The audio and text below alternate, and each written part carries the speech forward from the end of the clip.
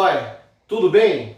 Bom dia, boa tarde, boa noite, boa madrugada para você que nos acompanha, né? Nos acompanha nas reflexões acerca do direito privado, ok? Vencido então, meus amigos, toda a parte introdutória relacionada à formação das leis, os principais aspectos em relação à sua redação, alteração, modificação, a partir do estudo da lei complementar número 95 de 98, falamos também um pouco nas aulas anteriores a respeito da LINDB, Lei de Introdução às Normas do Direito Brasileiro. Procuramos também refletir a respeito de uma divisão clássica, né? Uma divisão clássica, divisão romana, inclusive que se apresenta com uma expressão a summa divisio, né? A divisão entre direito público e direito privado, ok? Fizemos também essa distinção e conversamos a respeito da divisão do direito em ramos, né? Do direito positivado em ramos como direito penal, direito administrativo, direito constitucional, direito do trabalho, direito tributário e assim por diante. Chegamos aí, né, a um entendimento, por assim dizer, né? Refletimos a esse respeito de que essa divisão ela estaria por se apresentar apenas e tão somente sob o viés didático. Para fins didáticos seria feita essa divisão em vários ramos. E dando sequência, nós iremos refletir acerca do, se não o principal, um dos mais extensos diplomas legislativos, que é o Código Civil. Vamos lá? Então vamos dar início aos nossos estudos hoje a partir do Código Civil. O Código Civil, meus amigos, sabemos que é uma lei ordinária. É a lei número 10.406 do ano de 2002, ok? Do ano de 2002. O Código Civil, ele é, como disse há pouco, o principal diploma legislativo, né, um dos mais importantes diplomas legislativos, dentre os diplomas legislativos que pertencem a esse ramo do direito privado, e estabelece normas gerais, ok? Estabelece normas gerais. Então teremos, de um lado, o Código Civil, e a par teremos também leis especiais. Leis especiais que irá tratar também, né, disciplinar as relações jurídicas no âmbito privado. Então, como exemplo, nós poderíamos dar aqui de leis especiais, olha só, a Lei de Direitos Autorais, a Lei do Inquilinato, Lei de Locações, né? Lei de Inquilinato, Lei de Locações, o próprio Código de Defesa do Consumidor. Nós teremos também, olha só, o ECA, que irá estabelecer algumas, olha aqui, ótimo, que irá estabelecer também diretrizes acerca do direito privado. Agora vejam, meus amigos, a lei geral, o Código Civil, ele está estruturado em duas grandes partes. O Código Civil está estruturado em duas grandes partes. A primeira parte, olha aí, primeira parte, é denominada de parte geral, ok? Parte geral. Já a segunda parte do Código, ela é denominada, segunda parte, peraí, vamos lá.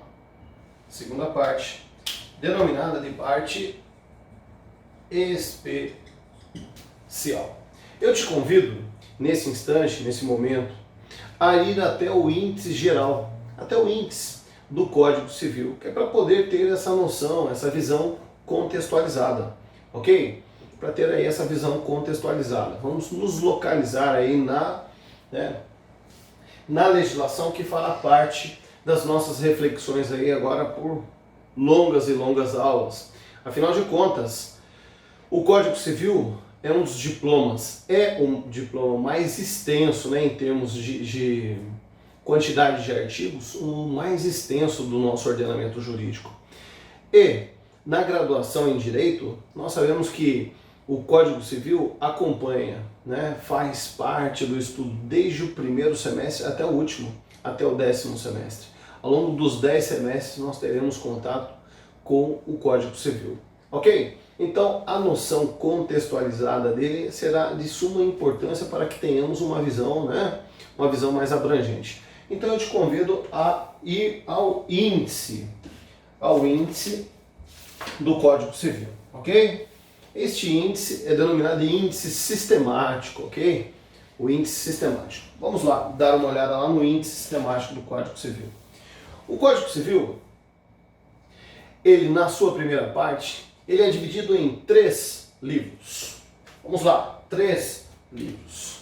O primeiro livro trata, olha só, vamos lá, o primeiro livro trata das pessoas, ok? Olha aí, primeiro livro das pessoas. O segundo livro irá cuidar de disciplinar o quê? Os bens dos bens. E o terceiro livro da parte geral, terceiro e último livro da parte geral, irá tratar dos fatos jurídicos. Ok, meus amigos? Os fatos jurídicos.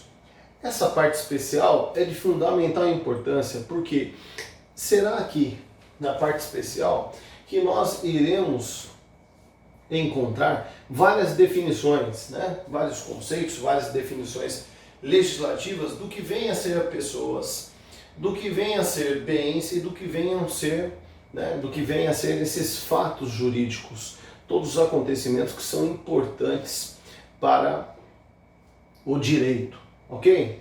Agora vejam, meus amigos, a parte especial ela é composta por 5 livros. A primeira parte, o livro denominado Direito das Obrigações. Primeira parte, obrigações. Primeira parte, perdão. Primeira parte não, primeiro livro. Segundo livro, empresas. Direito de empresas. Ok? O terceiro livro, Direito das Coisas. Quarto livro, Direito de Família. E quinto e último livro, Direito das Sucessões. Ok? Nós fizemos, né, a partir aqui dessa alegoria, por assim dizer, nós temos aí uma visão contextualizada, ok? Então me permitam, de uma maneira lúdica, ok? Por isso eu lhe peço permissão falando de uma maneira lúdica, para que a gente possa compreender, né, tentar ao menos compreender o sentido dessa disposição aqui dos livros. Eu costumo brincar em sala de aula com os meus alunos e dizer o seguinte, né, o Código Civil se propõe, lógico, isso é uma brincadeira, se propõe a revelar aí qual seria o sentido da vida, ao menos para o direito civil. Qual é o sentido da vida, né? Observando aqui as relações de direito privado e em especial a lei geral que é o Código Civil. Costumamos fazer essa brincadeira.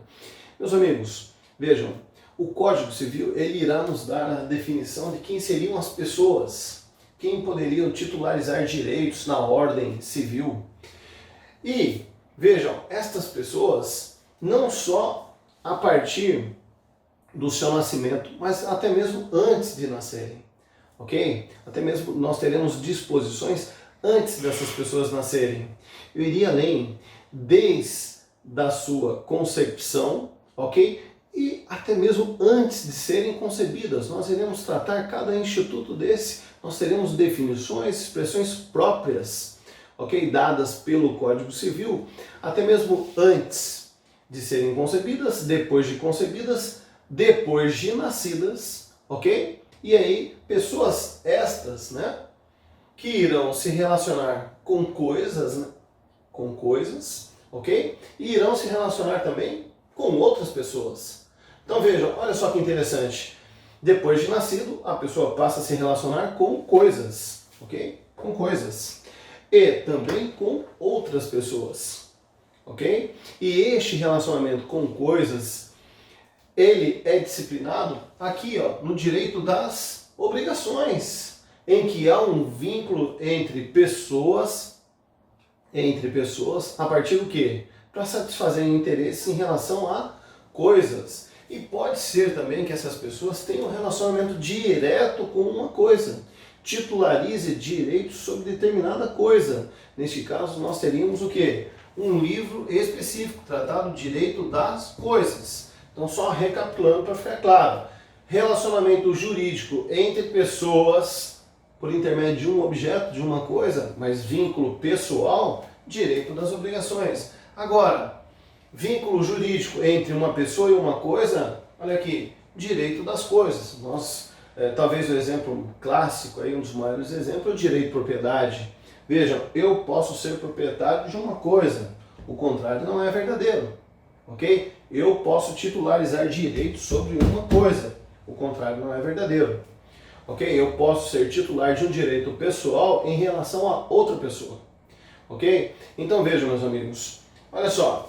Relacionamento entre pessoas, direito das obrigações, relacionamento entre pessoa e coisa, direito das coisas. Só que existem relacionamento de pessoa a pessoa, relacionamento entre pessoas, que não tem este objeto, não existem coisas, como regra, tá, pessoal? Agora, este relacionamento, ele se estabelece a partir do quê? A partir de um vínculo afetivo.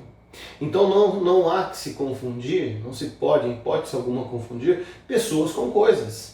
Ok? Existem relacionamentos que são estabelecidos de pessoa a pessoa em que não se envolve o quê? Conteúdo patrimonial. Neste caso, existe um livro específico que irá disciplinar isso, que é o direito de família. O livro 4, ok? O livro 4 da parte especial do Código Civil. E o próprio Código Civil se preocupa também com o quê? No momento de passagem, ok? Do término, da extinção dessa vida humana, que é a morte. Então, há um livro específico que disciplina as relações, como irá, se dar as relações após a morte de uma pessoa. Esta disciplina está no livro 5, denominado Direito das Sucessões. Olha só, então vejam, meus amigos, qual seria o sentido? Olha aí, se me permitem, de maneira lúdica, só para que você possa refletir. Uma pessoa é concebida, nasceu, passou após o seu nascimento, não é isso? Passou a se relacionar com outras pessoas e com coisas, formou o quê? Criou aí obrigações, relações de direito pessoal, acabou titularizando direitos, amealhando aí patrimônio, depois relacionando-se com outras pessoas, mas não com esse caráter aí, vamos dizer assim, econômico, financeiro, mas um relacionamento afetivo, eventualmente, olha só, formou família e depois chegou ao término de sua existência.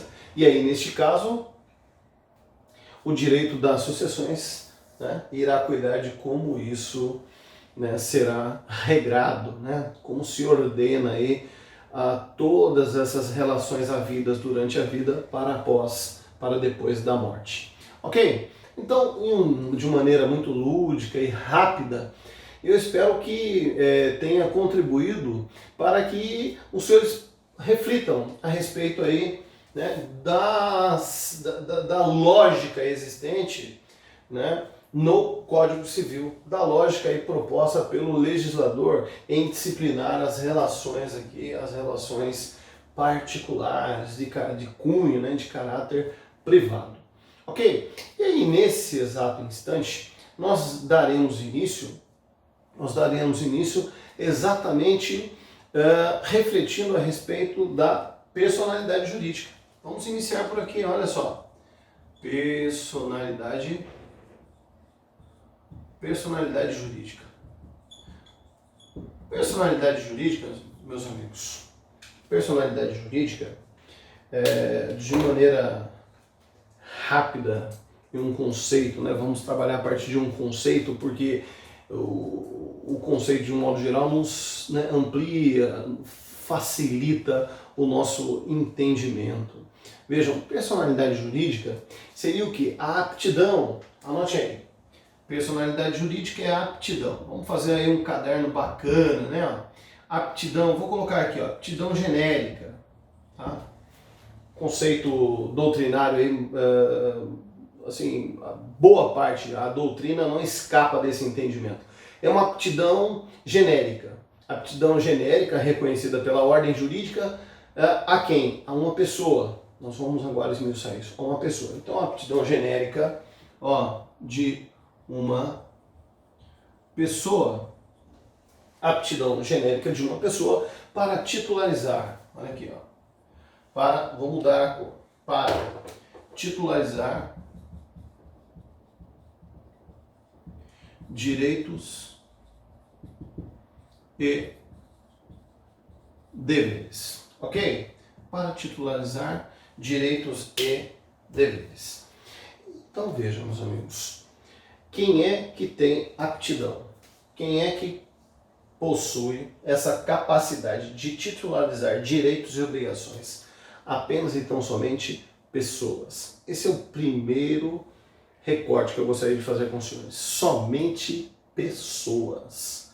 Ok? Eu penso que se você quiser fazer essa anotação aí no teu caderno, somente pessoas. Por quê?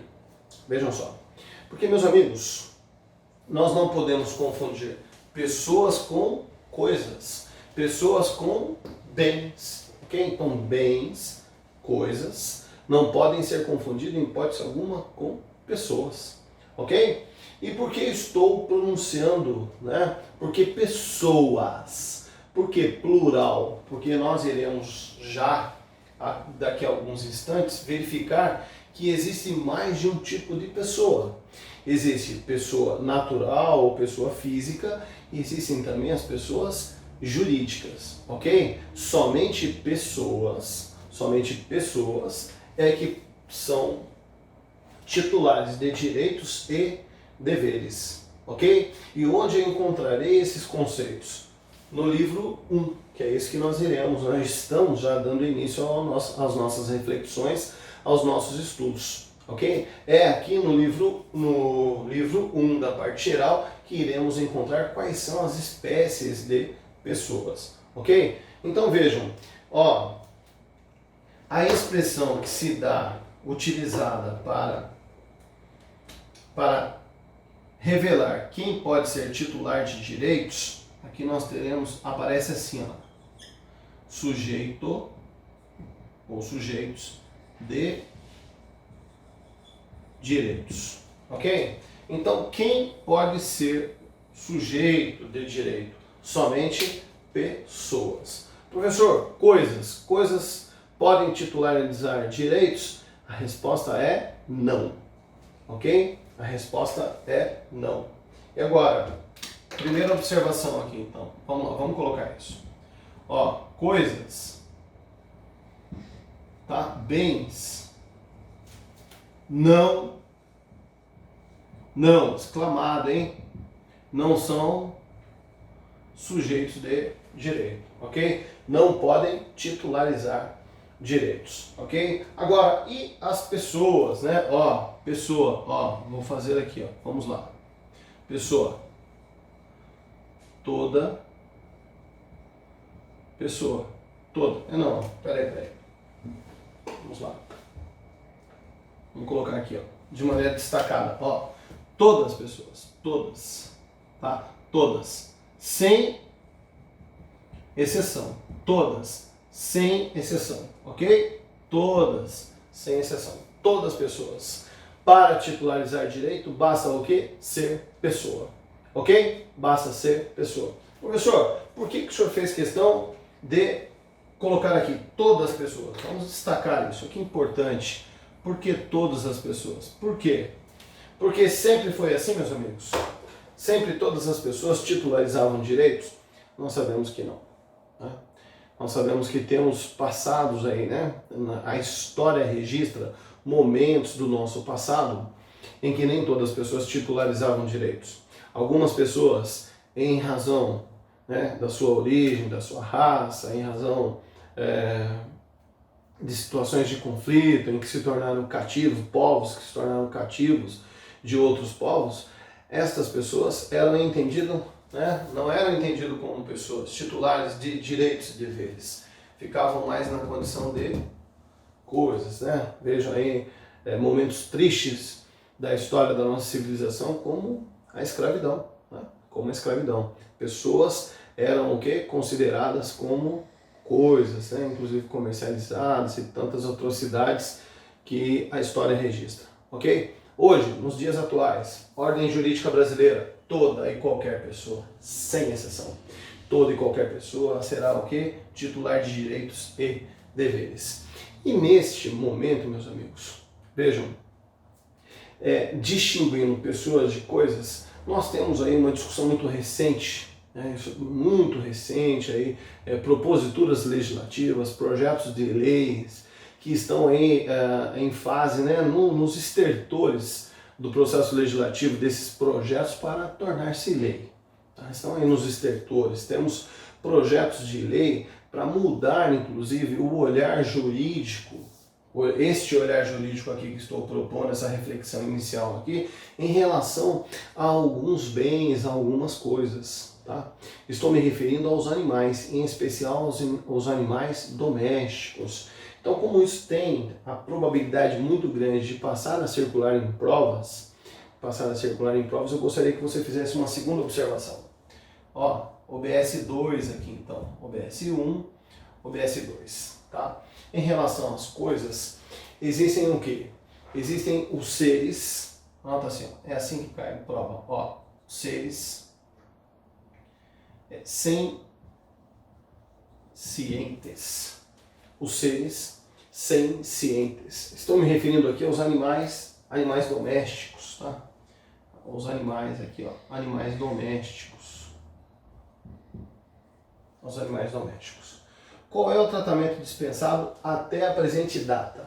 Até hoje, nós estamos gravando essa aula no mês de abril de 2020. Até a presente data, a conformação jurídica, o status jurídico conferido a eles é de coisas, ok? Então, nós iremos observar isso lá no artigo 82 do Código Civil, ok? Depois os senhores deem uma olhada. O artigo 82, ele irá nos dar o conceito legislativo do que seriam, qual é o status jurídico de que gozam os animais, ok? Lá os senhores irão observar, e os livros registram como animais semoventes, ou seja, aqueles que se movem por força própria, ok? Aqueles que se movem por força própria, os animais semoventes, qual é o status jurídico deles?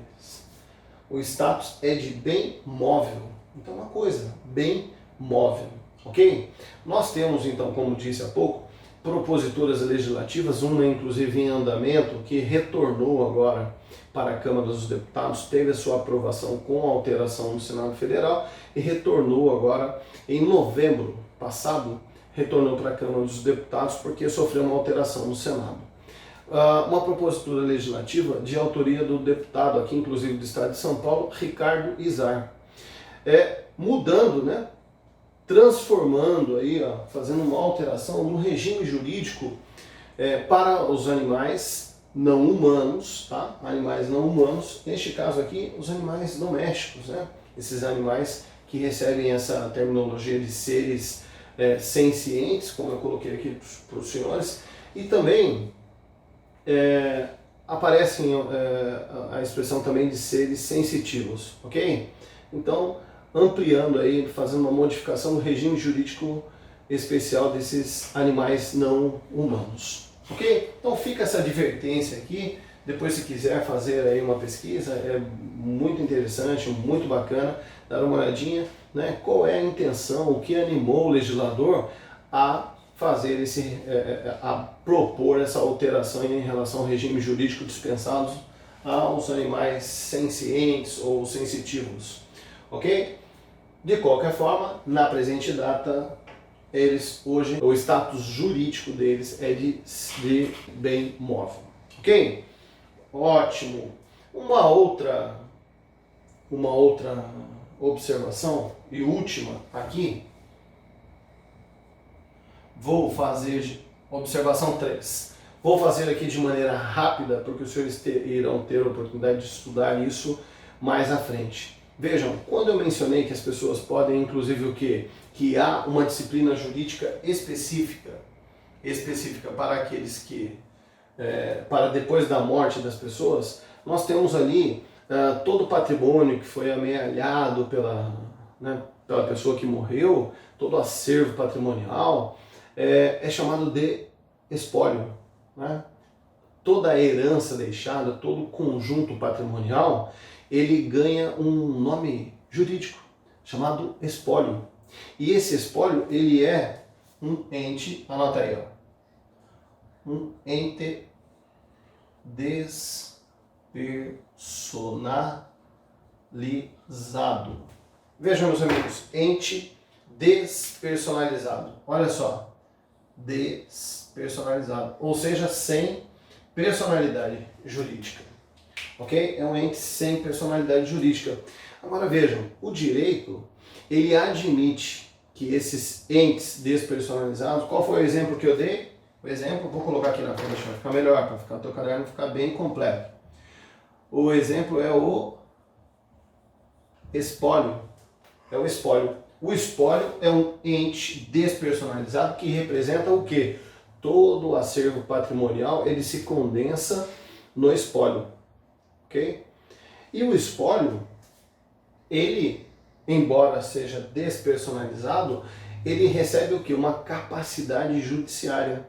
Por quê?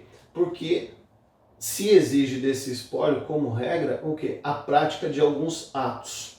Então, quem representa a herança deixada, todo o acervo patrimonial, é o espólio. E quem representa o espólio é o inventariante. Tema que os senhores irão estudar aqui, ó, direito das sucessões, ok?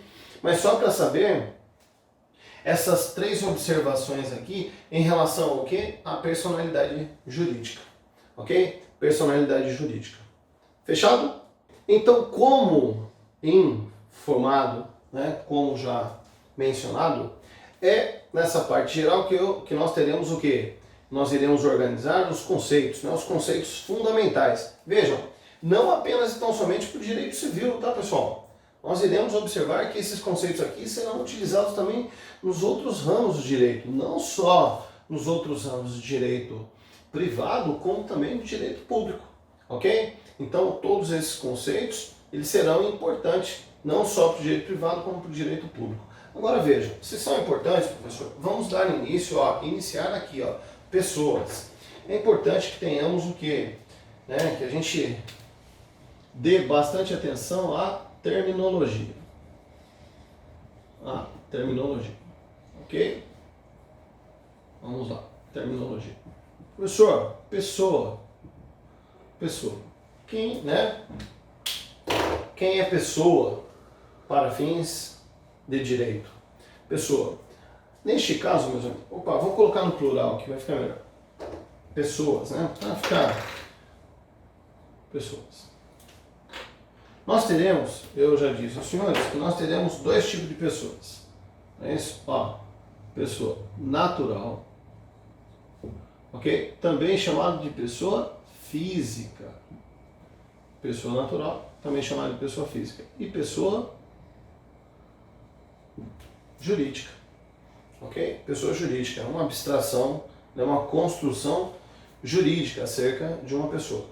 Veja, pessoa natural ou pessoa física, essa terminologia aqui é mais utilizada lá para o direito econômico, direito financeiro. No nosso caso aqui do Código Civil, vejam, observe que o Código Civil trata como pessoa natural.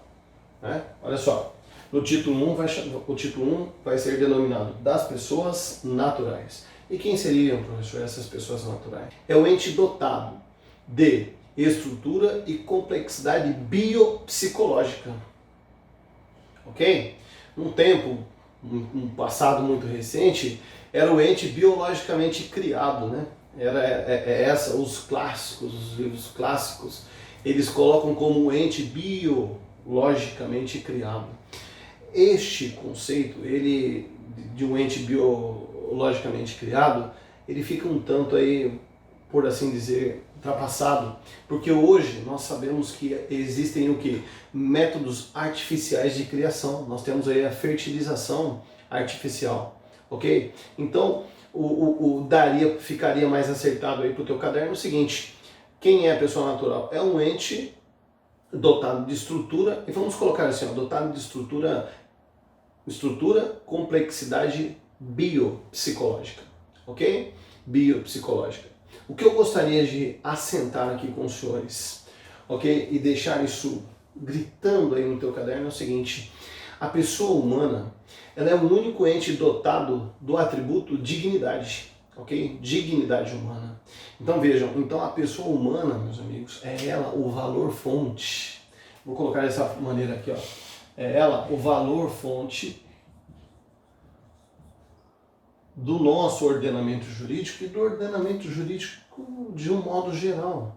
Os países civilizados, hoje há um consenso nos países, né, civilizados, de que não é possível se conceber a construção do pensamento científico, né, a construção do saber, a construção da ciência pelo homem, né, pelas pessoas, e que não se volte para em benefício dessas pessoas.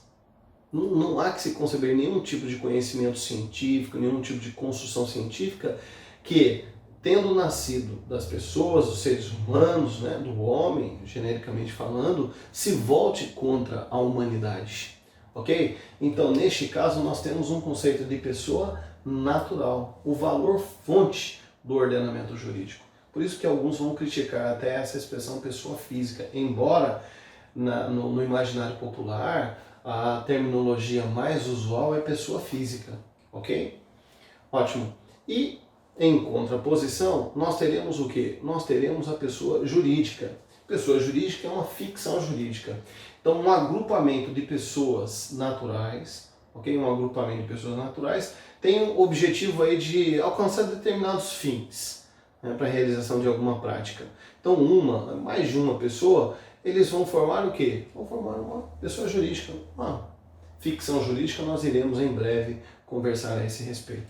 Eu vou insistir um pouquinho em relação à pessoa natural e eu te convido, ok? Eu te convido a fazer uma análise desde o início aqui. Os senhores já perceberam qual é a proposta de estudo? Não é fazer um estudo artigo a artigo, muito pelo contrário, mas ter uma visão contextualizada de toda a legislação. Então, nesse exato instante, eu sei que eu me refiro, né, aos alunos de primeiro semestre, primeiro ano, mas eu te convido a fazer essa experiência. Olha só, vamos dar fundamento a este argumento aqui em relação à pessoa natural. Dê um pulinho lá no artigo 1593 do Código Civil. Olha aqui, ó. Vou colocar em preto.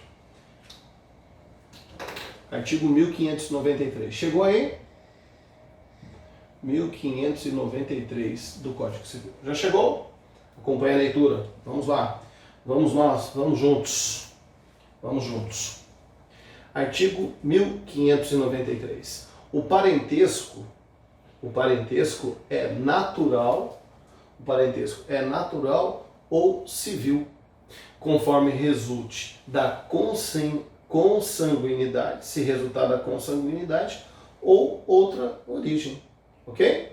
Então, parentesco, ele é natural ou civil, conforme resulte do vínculo sanguíneo ou por outra origem. Olha só, então, aquele conceito que eu havia dito aos senhores que ficou um tanto ultrapassado em relação ao que a pessoa natural seria o que? Um ente biologicamente criado.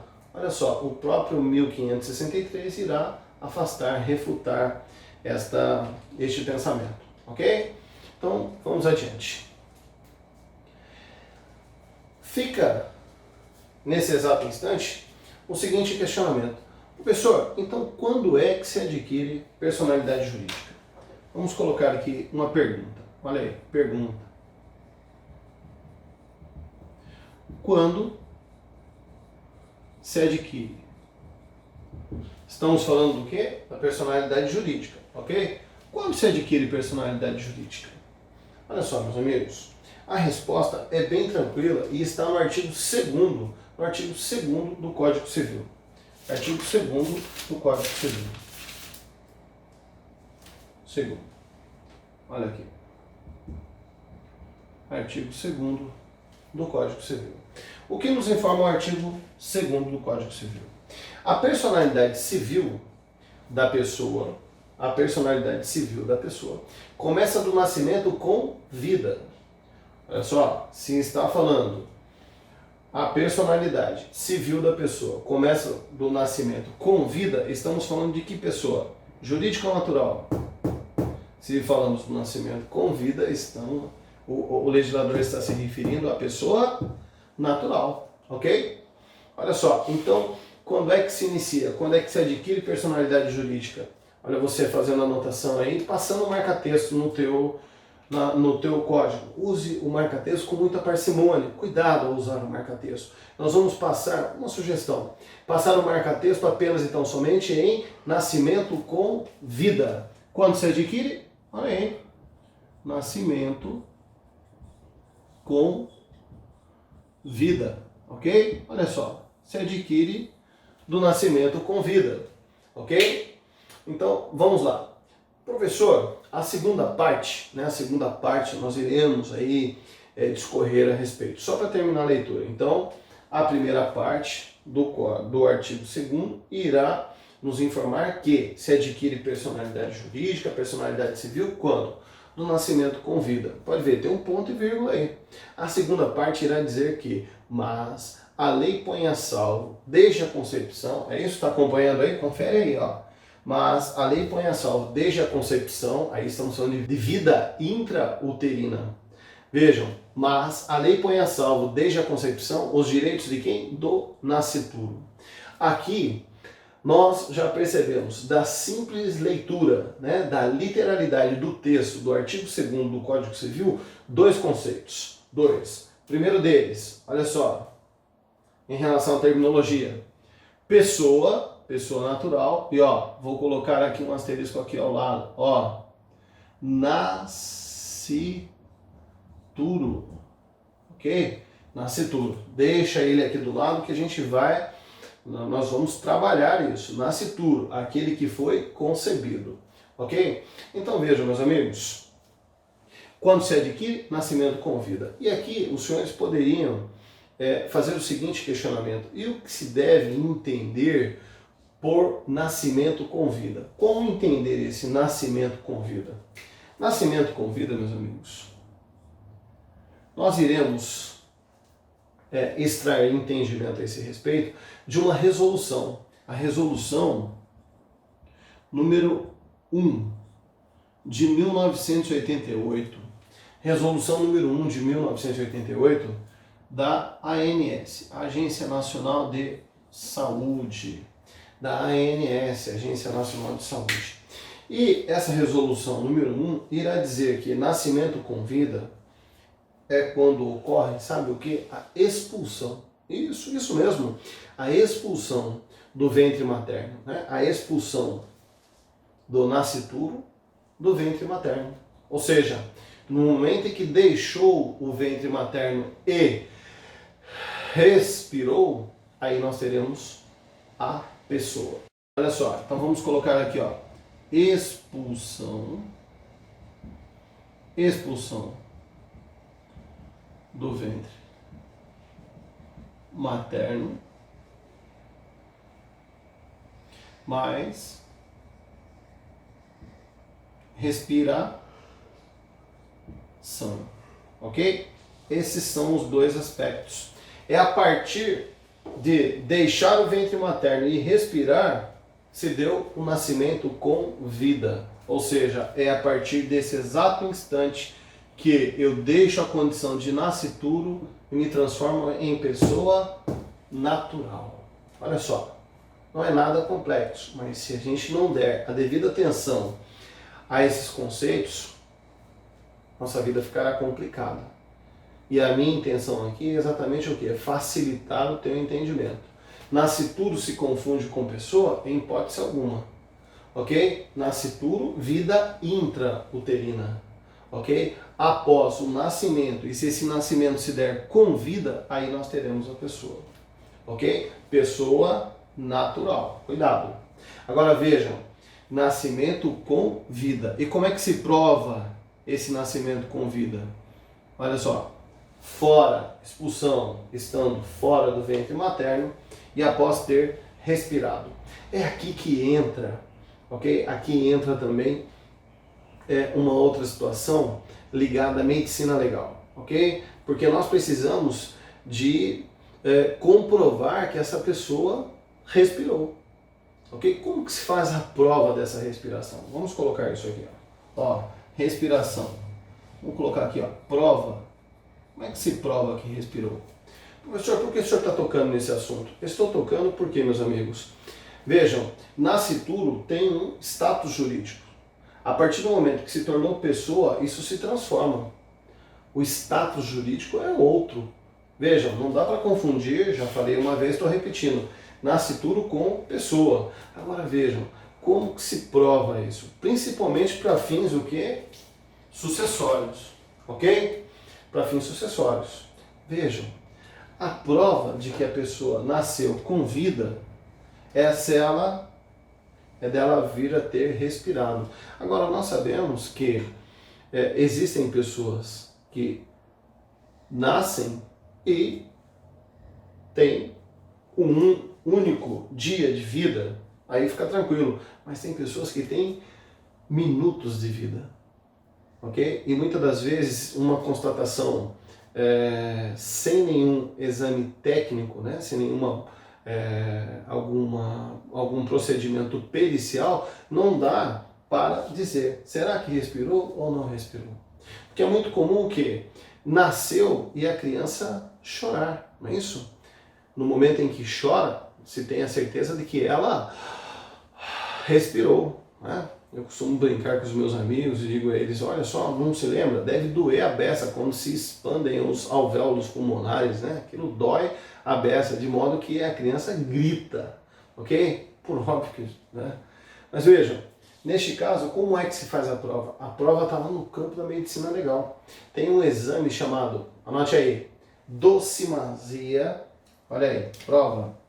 Vou colocar aqui, ó, exame pericial. Anota aí. Exame pericial.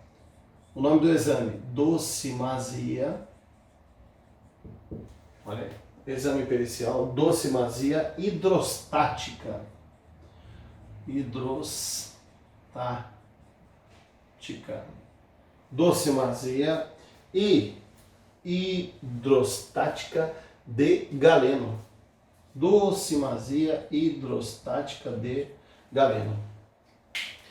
Este exame pericial, meus amigos, essa docimasia, né, hidrostática de Galeno, é uma prova objetiva. Tem um parâmetro aí de análise objetivo. Okay? Qual é o objetivo principal deste exame aqui? Qual é o objetivo principal desse exame? Verificar se houve ou não o ingresso de ar no pulmão da pessoa nascida, daquele que deixou o ventre materno. Agora nós iremos verificar que ao deixar o ventre materno para ter a condição jurídica de pessoa, se ela respirou ou não. E de maneira muito rápida, deixa para conversar isso com o professor de medicina legal. Vou te explicar rapidamente. No Instituto Médico Legal se faz a retirada, ok? A retirada dos pulmões e eles são colocados em um recipiente com água.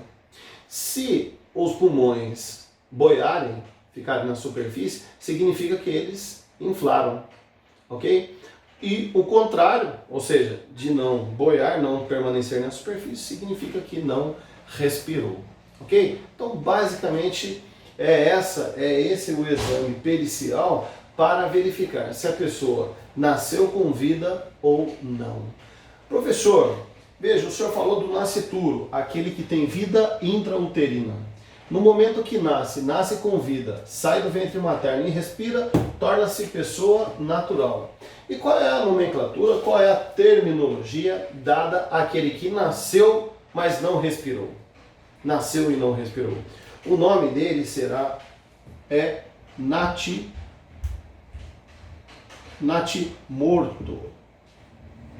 Natimorto. Ok, meus amigos? Natimorto. Eu espero que com isso tenhamos aí uma visão ampla aqui, em especial, não só em relação ao modo como está organizado o Código Civil, diante dos seus livros, os seus vários institutos, mas mais do que isso, a gente pôde ter a oportunidade de verificar o quê?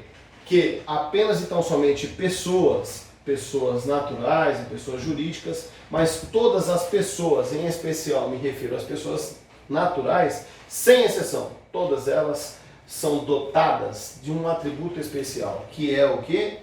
Personalidade jurídica. Somente as pessoas, elas ostentam a condição de sujeito de direito, ok? Com as observações aqui, né, que fiz, para que não se confunda pessoas com coisas, com bens, ok? E fizemos também, conversamos a respeito da superveniência que está por chegar aí, superveniência, né? Legislativo, que se busca uma superveniência para conferir também o que? Para conferir um tratamento jurídico diferenciado aos seres que são chamados seres sencientes ou sensitivos, ok? E também aos entes despersonalizados. E eu te aguardo em breve. Até já!